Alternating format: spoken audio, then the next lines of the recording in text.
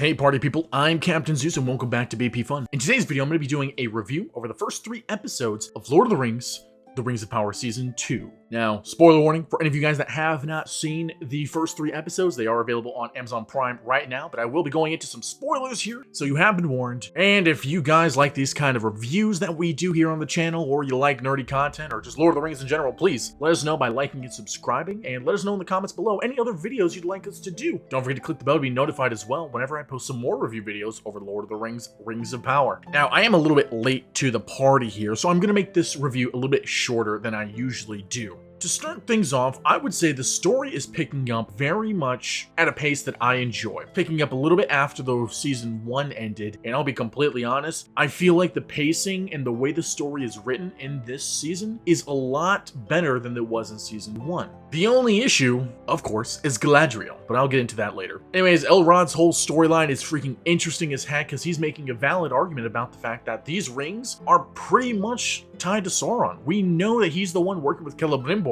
on making these rings. These are bad news. And of course, you know, it's the risk that the High King had to take to save the tree to keep them there, because if Sauron is back, they need to be there to fight this evil power. So it's understandable why Elrond made his point, and it's valid. But at the same time, you understand where High King was coming from, because you need to take down Sauron. We don't know if these rings are corruptible, if these are from Sauron himself. We don't know, but it's a risk that has to be taken. So I completely get it. I was 100% on Elrond's side though. And that does tie into the Celebrimbor story, where he is slowly being corrupted by Sauron. And it's beautiful to watch. Of course it's terrible, right, that he's being corrupted, but the seeds being planted, especially since season 1, are bearing fruit, and it's such a slow progression, but it's not unbearably slow, right? The pacing of the show is pretty fast, to say the least. Celebrimbor is going to work. He's trying so hard to keep Sauron away because he doesn't know that he's Sauron yet, but he knows that he's not supposed to talk to him, but he's the only one that understands him. He's the one that got him to where he has always wanted to be. So it's a tough breakup, basically, with Celebrimbor and Sauron, and it doesn't work as he brings him in, and then Sauron reveals that he's, you know, not that human guy, I can't remember his name, but he's actually the god of gifts, the Lord of Gifts, with a name I can't pronounce. I can't speak Elvish. I wish I could. And I like the multi-layered deception from Sauron. It's so unique. It's really making things interesting. And I believed that it was Sauron who made the rings, but it wasn't. It was Celebrimbor that did it, just with Sauron's oversight or guidance. And I'm sure this is how Sauron's going to learn how to make a ring, and that's how he's going to make the one ring later on in either this season or in the next season. And speaking of rings, this does tie into the fact, of course, the dwarves are having issues with the mines. They can't speak to the mountains anymore, which is kind of like a hint that we saw in season 1 with the Balrog kind of being awakened a little bit. And the tension between Durin and Durin, I think their both names are Durin. Anyways, father and son, it's so there. They're stubborn people who are always right, are never wrong, and you can't disrespect, yet they did so to each other. It's like having an argument with yourself, basically, is how I view this. And you see, Durin, the son, had to make the first move. And I think that's not fair. I honestly think that's not fair. He shouldn't have had to have made the first move. As a father, it's your job to, first of all, not be like that, but you're supposed to be looking out for your kids, for your kids' best interests. You're supposed to, if you do wrong, you should apologize first. You're the one that should have been making the first moves to make amends to your kid. The father here was really adamant about not making any moves, and through Durin's wife's constant convincing, he finally does make a move. Also, I just love Durin's wife. She can sing, and her character is so freaking cool. She's like she's the mountain singer, but it's like she's so important to Durin and the story of the dwarves that it's like without her, what would happen? And I know some people are upset about the fact there's a lot of black people in here. Honestly, I was skeptical when I watched season 1. I'm like, why is there so many? There's black elves, there's black dwarves, there's black Harfoots, who are, I guess, the predecessors to hobbits. But then as I watched the show, I'm like, dude, first of all, they're not even pushing race at all. Like, you could replace them with a white person and the effect will be the exact same. And I love that. The story is so well with every one of these characters that it doesn't matter what their race is. And not to say that there's anything wrong with it, period, in stories. It's just annoying when you see them put them in there because of their race. But no, the Black Elf is, I can't remember anyone's name. I'm sorry. Everyone's names are just, I am not good with names. Black Elf is super cool. One of my favorite characters by far. And when we see the story with him and just the heartbrokenness of him and losing his love interest, you can feel it, especially with how the relationship was building in season 1. It's even more heartbreaking to see her son basically push him away so much. Because you know for a fact, he didn't do anything wrong. He did everything he could for her, and the son's just pushing him away. And then we get to see Isildur pop in, and the son is like kind of, Isildur gets me. You don't get me, but Isildur does. And I do want to point out, why does Isildur's dad look more like Isildur from the Lord of the Rings movies than Isildur himself? Isildur looks like nothing like how he should look like from the movies. To be fair, different time periods, literally like 20-year difference. But still, you'd think they'd get someone that looks somewhat close to Isildur from the movies. No, his dad looks more like him. But I'm interested to see where Isildur's story is going to go and how he starts to, I guess, unite the humans. And then we also get to, that brings us to Numenor. Numenor's story is kind of, it was kind of rocky in season 1, I won't lie, but in season 2, it's getting really interesting because it's a political usurpation, essentially. They're trying to take down the queen who's gone blind, which I felt so bad. Oh my gosh, I had to sit there and imagine, like, without my sight, I'd be so lost about what to come next. But she's such a strong woman for being able to keep face and to keep trying her best for that country, for that land.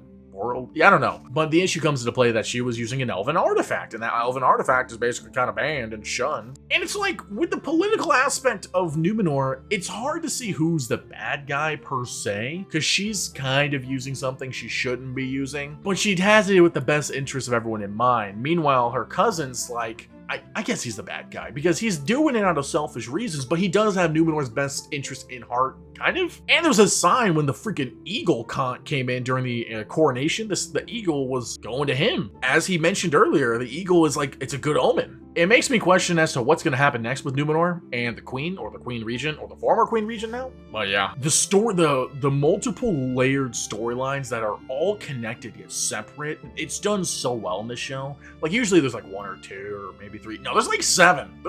There's like 7 different stories happening here. No wonder each episode's like an hour, 10 minutes each, because there's so much happening at a pace that's keeping you wanting to watch for more. Oh, and then don't forget Gandalf. Homie's about to go fight an evil wizard. Didn't know there was an evil wizard during this age, but it makes sense. And he's trying to like find himself, trying to learn what he is, who he is, how to control his powers. At first, I really hated the Harfoot storyline in season 1, but towards the end, they kind of made it pretty good. They made the Harfoot storyline really good with the way it ties into Gandalf. And you can see why Gandalf really likes hobbits because of his relationship with the Harfoots here. At first, for a long time, I thought he was Sauron. I thought he was truly Sauron. But I love the twist they did with the actual Sauron. It was like, there's so much to cover. And then you obviously have the evil elf, which I know a lot of people are questioning. Are orcs basically just corrupted elves? Because there's baby orcs, like baby orcs, not some that you just make like Saruman did. Well, I think those were half-breeds. But anyways, that does make me question, what are orcs? How do they come to be? Because they're calling Andal, I think his name is. They're calling him like father. Did he birth them for the cause of Sauron's master? I can't remember what the guy's name is. It started with an M though. Like, did he do it for that? And then after he was defeated, he's like, no, I'm not gonna let anyone be used like that again. Dude, I'm so interested in his story more than anything. And him stabbing Sauron in the back was nuts. Sorry guys, I'm all over the place. The beginning sequence of seeing Sauron get betrayed and then Sauron just explode and then turn everything to ice was freaking nuts, dude. I want to say this is where the budget was. Season 1 was like, this show was supposed to be the most expensive show ever made. Season 1, you don't really see it. Like the visuals are all right for a good portion of it. Nah, season 2, the visuals are literally theatrical. It's just like something you'd watch on a movie, but each episode. Visuals are on point. The soundtrack I've been listening to on loop lately, and the story's just so good. Season 2 is by far better than season 1, and we're only 3 episodes in. And I do want to talk about the only bad thing here is Galadriel. Literally, she's the one reason why a lot of people hated season 1 and why I didn't like watching season 1. It's because of her. Not only is the actress just garbage, she is the exact same expression throughout everything that happens. But I think the only reason they hired her is because she's attractive. Her storyline sucks. Like, she's stupid. She is literally a stupid character. And it's not even for the fact that, mistakes happen. No, she's just stupid. She's just a rebellious, stupid kid. She literally was going to heaven and she jumps off. Why? That was the dumbest thing ever. I get it. It's part of her character, but it's so dumb. It makes no sense why she has so much obsession aggression, why she's just constantly rebellious, and why she's emotionless. She is bland and just terrible acting. I can't get behind her. Every time I hear her talk, I get so annoyed. Literally, I feel bad for anyone around her. Not even gonna lie. They should not have had her as the actress. Cate Blanchett had more emotion in her small scenes of the Lord of the Rings movies than this chick does. Anyways, I want to rate these first 3 episodes. I'm gonna give them solid 9.5 out of 10 for each, because I would almost give them a 10 if it wasn't for Galadriel, because Galadriel pissed me the frick off. I know there's a lot of stuff I missed, so please let me know in the comments below, like stuff I did miss storyline wise, and let me know what is it that interests you here, because these stories are just so good here in the show. The season 2 has my mouth watering for more, and I cannot wait for the next episode. I'm definitely going to be watching the show again. I want to watch season 1 again, but Galadriel's a more focal point, and I can't stand her. Anyways, guys, that's going to be it for me in this video. I thought it was going to be short, but it was actually a lot longer than I thought, because I had a lot of stuff to nerd out about it. It's a good season, good 3 episodes. Please like and comment for more, and subscribe if you enjoy these reviews. I'm Captain Zeus, and I'll catch you guys later. See ya.